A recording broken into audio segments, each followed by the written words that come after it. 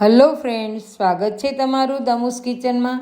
તો આજે હું બનાવીશ સફેદ ચોળીનું રસાવાળું શાક, એટલે કે ગ્રેવીવાળું શાક, જે ભાત સાથે તથા રોટલી સાથે ખૂબ જ સ્વાદિષ્ટ લાગે છે।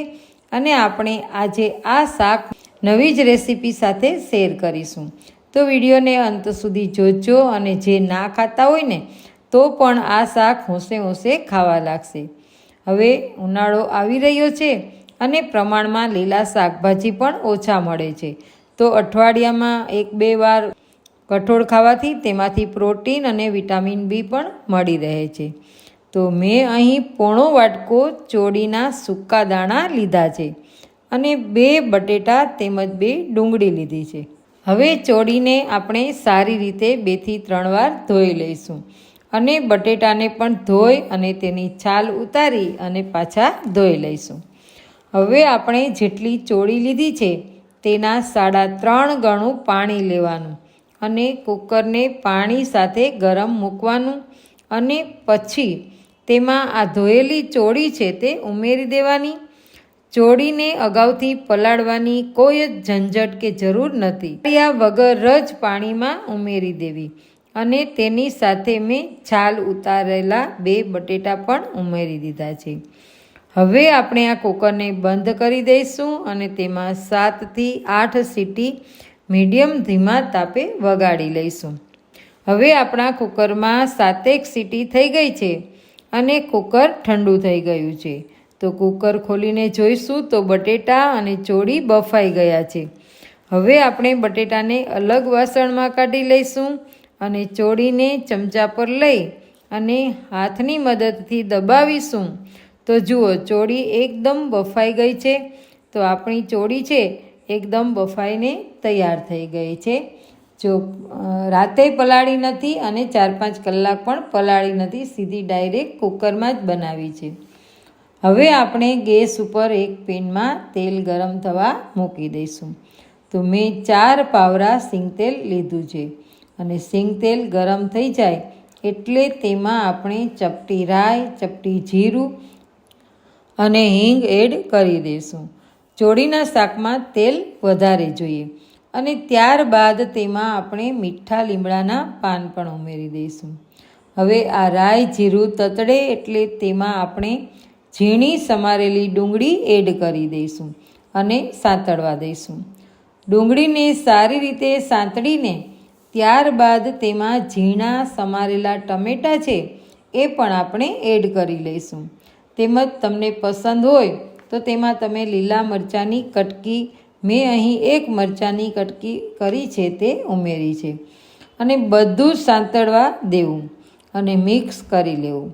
મિક્સ કરીએ એટલે તેમાં થોડું પાણી ઉમેરવું, જેથી કરી અને મસાલો છે એ બધો બળી ન જાય।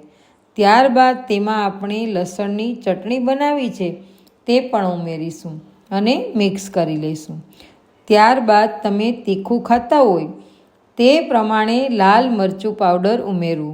મેં અહીં અડધી ચમચી તીખું મરચું અને અડધી ચમચી કશ્મીરી લાલ મરચું પાવડર ઉમેર્યા છે, તેમજ પોણી ચમચી હળદર ઉમેરી છે। આ બધું જ મેં સારી રીતે મિક્સ કરી લીધું છે અને મિક્સ થઈ જાય ને એટલે તેમાં આપણે સ્વાદ અનુસાર નમક, એટલે કે ચોળીમાં પણ થઈ જાય એટલું નમક ઉમેરવું અને સાંતળી લેવું। ત્યારબાદ જે 2 બટાકા બાફેલા તેને પણ એકદમ ઝીણા સમારીને થોડા બટાકાનો ભૂકો એટલે મેશ પણ કરી લેવું, જેથી કરીને રસો તેમાં ઘાટો થાય। બટેટા પણ આમાં ઉમેરી દેવા અને મિક્સ કરી લેવું। હવે બધું જ મિક્સ થઈ જાય ને એટલે તેમાં આપણે બાફેલી ચોળી છે તે આપણે ધીમે ધીમે એડ કરતા જઈશું।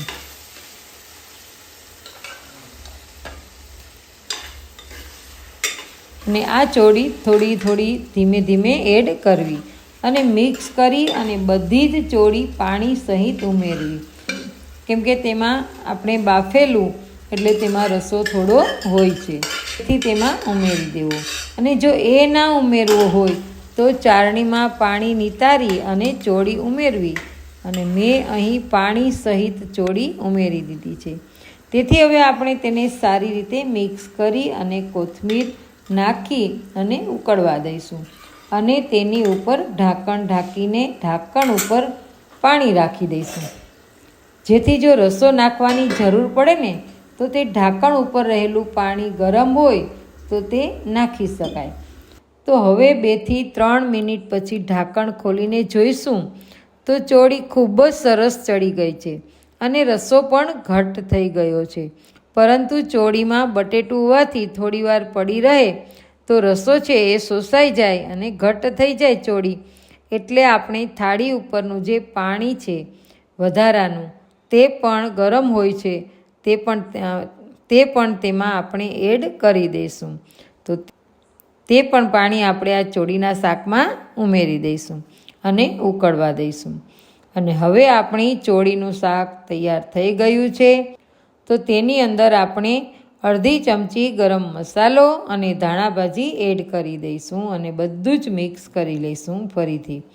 તો ચાલો, ચોળીનું મસ્ત મજાનું ભાતની સાથે રોટલી સાથે ખાઈ શકાય તેવું એકદમ સ્વાદિષ્ટ શાક તૈયાર થઈ ગયું છે. તો તેને આપણે સર્વ કરી દઈશું અને તેની ઉપર આપણે કોથમીરનું ગાર્નિશિંગ કરી લઈશું. તો તમને આ ચોળીનું શાક કેવું લાગ્યું તે કમેન્ટ બોક્સમાં જરૂરથી જણાવજો અને ફ્રેન્ડ્સ ફેમિલીમાં શેર કરજો અને સબસ્ક્રાઈબ કરવાનું તો ભૂલતા જ નહીં. તો ફરી મળીશું નવી રેસીપી સાથે. ત્યાં સુધી આવજો.